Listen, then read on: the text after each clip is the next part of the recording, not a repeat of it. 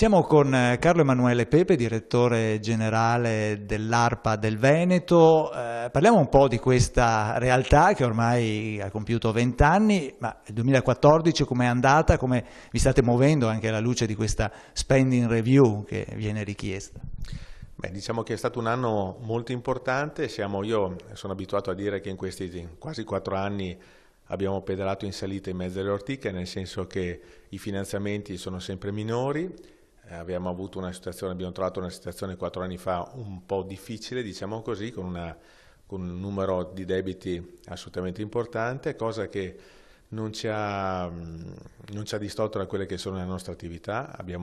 Qualcuno dice che abbiamo fatto una cura da cavallo, nel senso che abbiamo estinto un numero importante di quasi 27 milioni di debiti, abbiamo efficientato in maniera importante l'agenzia, cosa che ci è stata riconosciuta in maniera importante anche dai colleghi di tutta Italia e che ha portato anche a degli incrementi importanti di verifiche, sia per quanto riguarda le verifiche analitiche sul territorio regionale, siamo sull'ordine del 6,4% in più, sia per quanto riguarda anche i controlli presso discariche o impianti di trattamento dei rifiuti.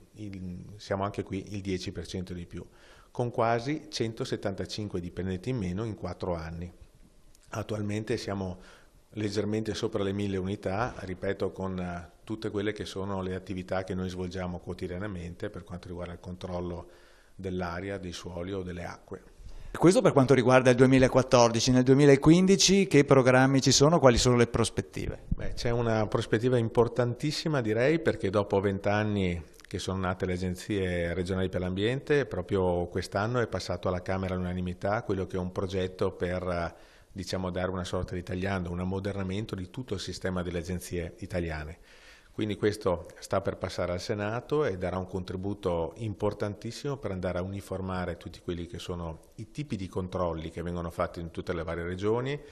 Pertanto un controllo come può essere fatto in Veneto o in Lombardia sarà fatto anche per dire in Abruzzo o in Valle d'Aosta, e questo permetterà un'omogenizzazione in tutte le attività di controllo e di verifica che noi facciamo in tutto il territorio nazionale, con un vantaggio sicuramente a livello nazionale. Poi l'interazione maggiore fra le agenzie ci farà lavorare sicuramente anche molto meglio, e poi sarà importante anche attendere quello che è il tema dei finanziamenti, che ci sarà un'uniformità per quanto riguarda appunto il finanziamento di queste agenzie, che dalla Sicilia a Bolzano avranno delle stesse entrate.